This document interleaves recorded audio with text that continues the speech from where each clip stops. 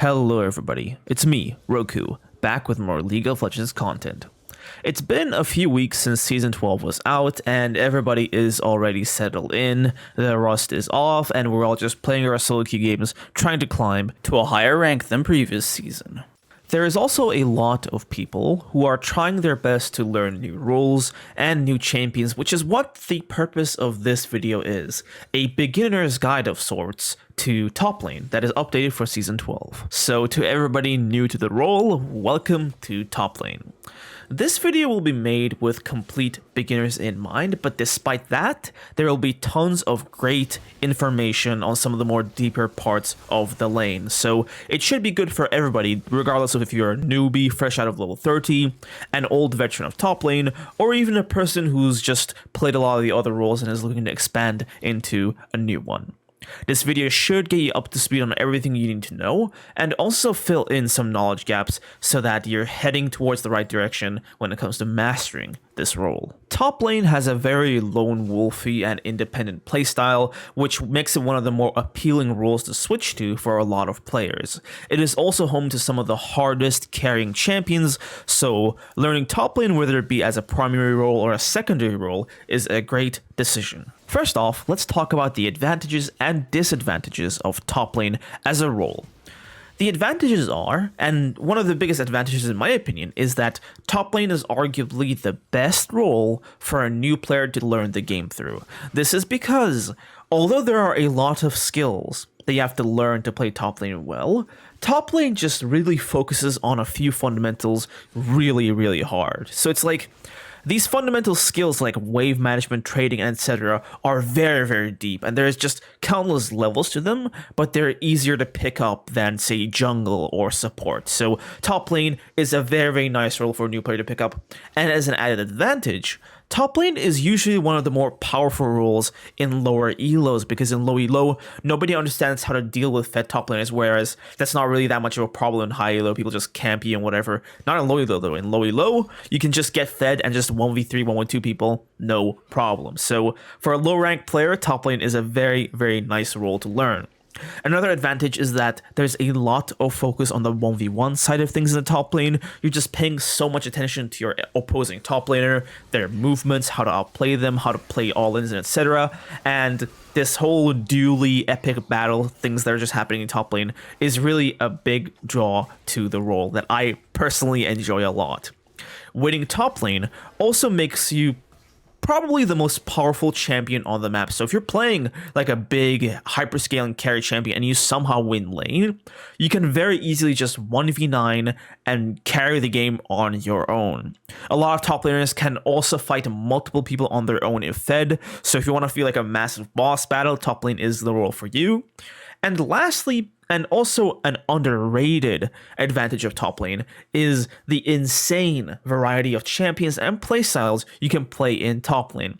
Top lane has the most champions for than any other role, and you can play however you want. You can play mobile juggernauts in mobile bruisers, in mobile juggernauts. You can play tanks. You can play glass cannon champions that do a ton of damage. You can play frontliners, backliners, assassins, whatever you want. Top lane has it all, and you know, if you're switching to top lane, it doesn't matter who you are, chances are you will find a champion that works for you. Along with the advantages, top lane also has many disadvantages. The first disadvantage is that top lane sometimes is just not fun. A lot of people who aren't top laners, like junglers, supports, or anybody who can actually roam, have a ton of influence on top lane. So you can find yourself being roamed upon by the entire enemy team and their grandmothers, with you not really getting any help. It's also called being weak-sided, so when this is done to you, you are not going to have fun, period.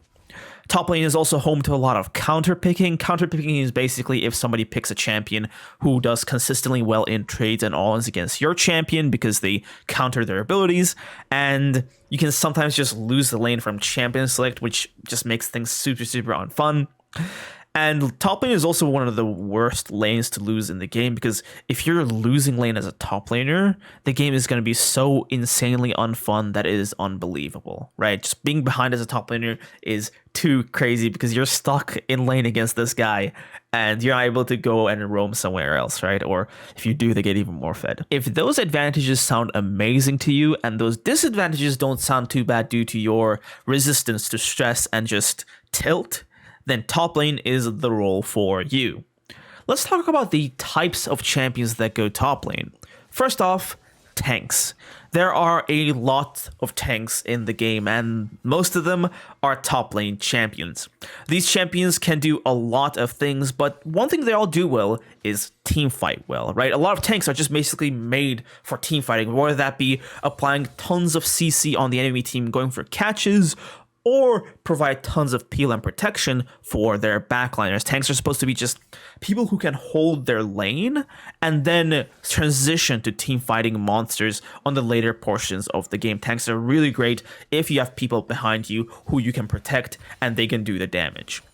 But there are also some tanks that can do the carrying by themselves. A lot of tanks like your Mundos, your Scions, your Orns, Trogaths, they have some damage, not too much to 1v9, but enough to really make the difference in certain fights. So tanks can do a lot of carrying as well, just not the whole 1v9 type carrying. The second big group of champions that go top lane is home to many of our favorites, and this group is the Bruisers.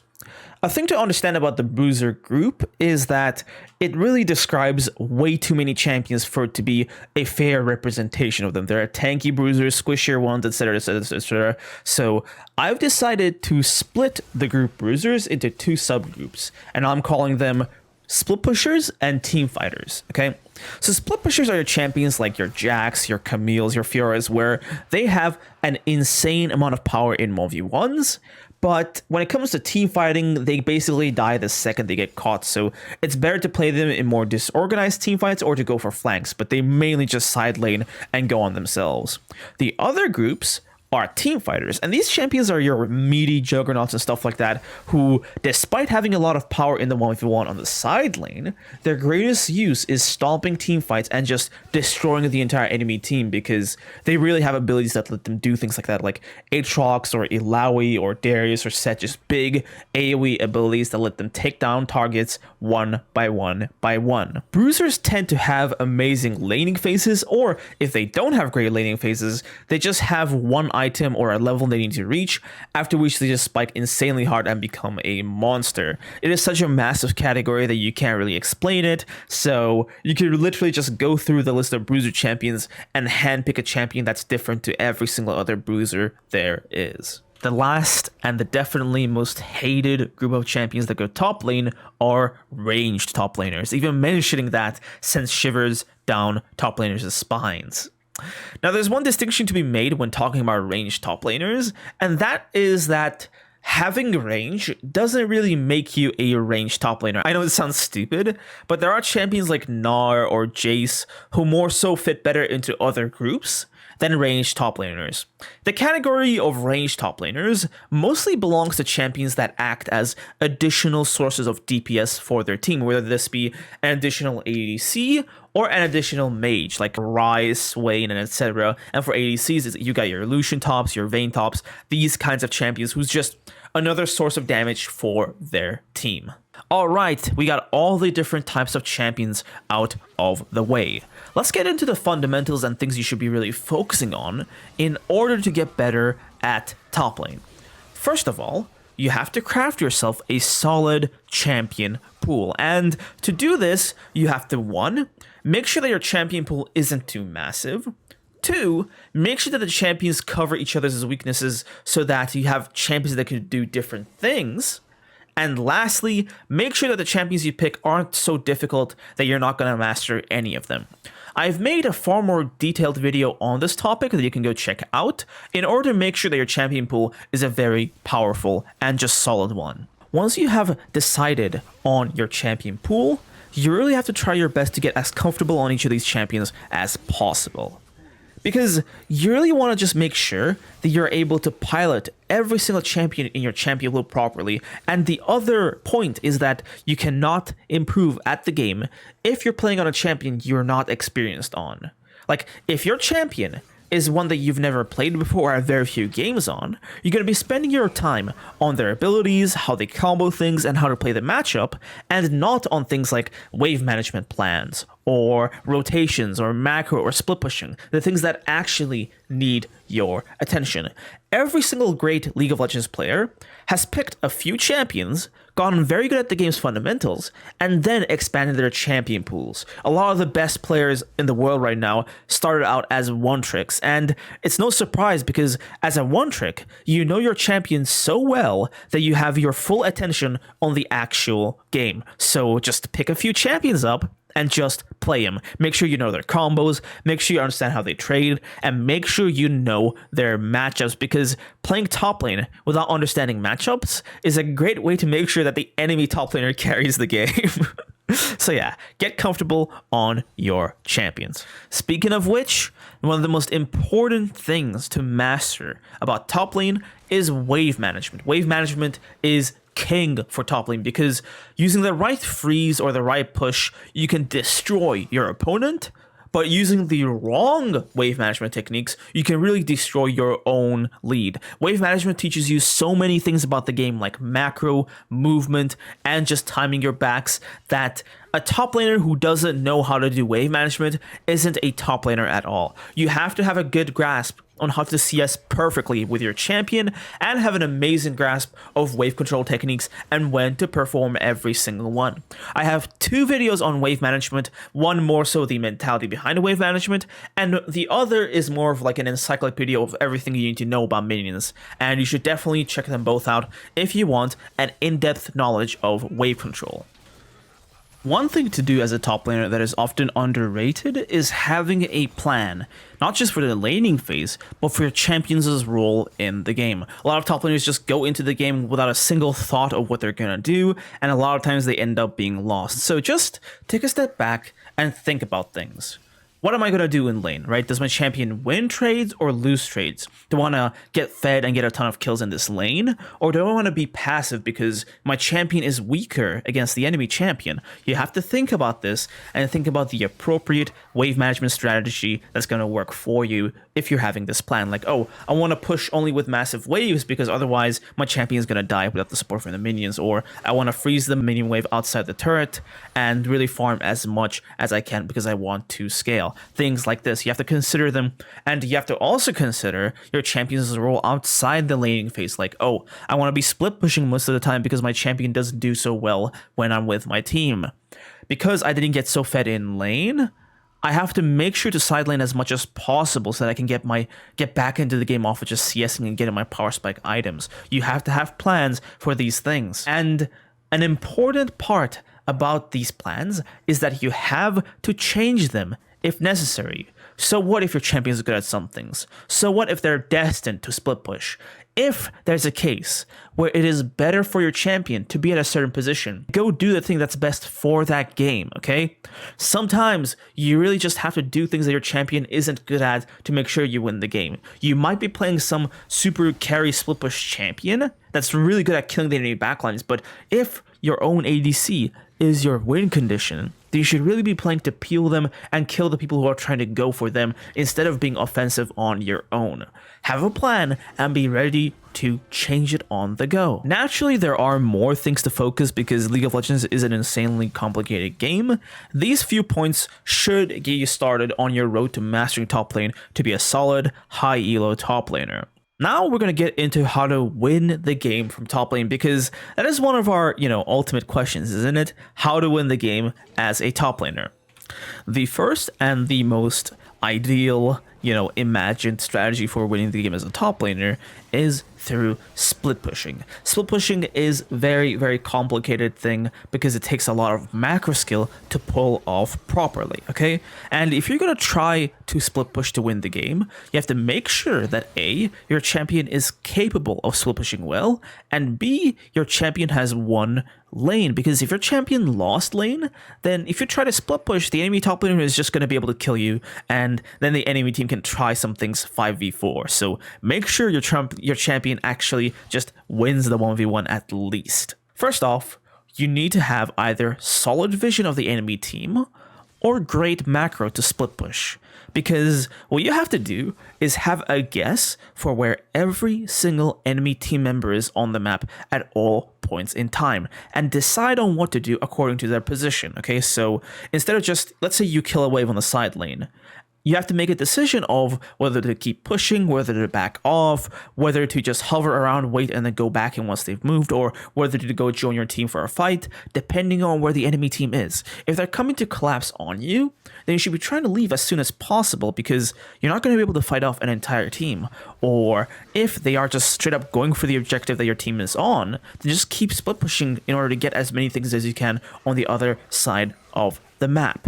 It really just is a test of your macro skill to split push properly, okay? So you should be trying your best to waste the enemy team's time without dying, okay? This is the most important thing as a split pusher, because if you're fed and you're trying to split push, dying can really take that ability away, because death just destroys any champion's lead in this game. If you have a massive bounty, no deaths, great CS, you should be looking to waste the enemy team's time more than trying to fight them and take objectives, because like you really don't want to die and give that gold to somebody important on the enemy team.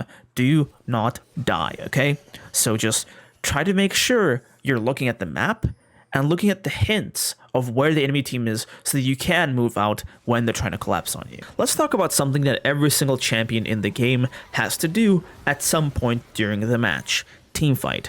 If you're playing a champion that is especially good at teamfights, say a tank or juggernauts, then you really have to make sure to have a good grasp on how to teamfight, because otherwise you're really wasting your champion's power. To really get the idea of what you should do in a teamfight, you must ask yourself a few questions. First off, are you part of the front line or back line? Are you the person who's going to go in on the enemy team and engage and just dive into their back line? Or are you going to protect your team from whoever's diving into them? Just play defensively. Are you the carry? If not, who is the carry? Who do you have to protect? Who's the enemy carry? Who do you have to kill or just at least isolate so that they can't really impact the fight? Is it better to play the team fight normally front to back? Or do you have to go for a pick or go for a flank because your champion is great at flanks? Ask yourself these questions. Imagine an ideal teamfight scenario and what your team has to do to win the teamfight, and try your best to realize this idea. Try your best to understand what are the things you should watch out for, and what are the things that your team has as weapons to use against the enemy team, so that you can really understand how to change gears at the best times. Changing gears is basically just understanding when to attack and when to retreat, and doing so at the right times can just allow you to kite the enemy team out when they're powerful and go in when you're powerful. You have to understand every single champion involved in a team fight and be able to change your plans depending on what's going on in the team fight, so that you're versatile enough to support the fight wherever or however it goes. As a big tip to all top laners, you have to side lane at some points during the game. Side laning is very important, because if you don't get that solo XP and gold, your champion is going to fall off and be worthless eventually. You need to side lane, not only just to get gold XP, but to also match the enemy team's side laners and their split pushers. This is very important. You cannot allow some other champion like your jungler or your ADC to side lane, because these champions are either so squishy that they can't really survive against multiple people, or are so important that if they die, whatever objective that's on the map is no longer accessible for your team. Top lane champions are generally great at side laning because they're either too mobile, do a ton of damage, or are too tanky to take down in one clean motion. So it's like the enemy team has to sacrifice champions to really get your champion, or they have to have really good vision control to really trap you. So yeah, you have to side lane yourself and then join your team once it's time to fight. Permanently grouping with your team is a very, very bad idea because it just leads to you falling off and being worthless. The last thing I'm going to talk about is the usage of teleport. Many top lane champions go teleport out of sheer necessity, and it has to be talked about. The usage of teleport used to be a lot more simple before, but now that in Season 12 Riot has made it so that you can only teleport to turrets before minute 14, you simply want to teleport to lane only to save CS. Okay, so in the early game, you're teleporting selfishly into your own lane for yourself. You can also teleport to bot lane or mid lane if they're getting dove, but this is a very rare situation, so most of the time just save your teleport to save CS for yourself. After 14 minutes, you have to basically use your teleport to plays once your team puts the effective wards, to teleport to objectives when there's a fight that's going to happen, or teleport behind the enemy team for our flank. There's a lot of uses for teleport, and it honestly takes a lot of imagination and macro awareness to use it properly. So just make sure to keep your eye on the map to not miss teleport opportunities. Usually, it is better to teleport earlier than too late, because if you're there early on, you can at least be there for the entire fight instead of being there too late and potentially missing out most of the important part of the fight. Like if you're a big tank or something, and if your ADC dies, it really doesn't matter like when you teleport there, you're already too late. So sometimes, and I mean most of the times, it's better for your champion to get there as early as possible. Teleport is mostly useful on a lot of split push champions mid to late game because it lets you split without having to worry about your team fighting a 4v5 because hey, you have teleport, you can go carry them if they're in trouble. Anyway guys, that's pretty much it for this video. My name is Rhoku and I'll see you guys in the next one. Peace out.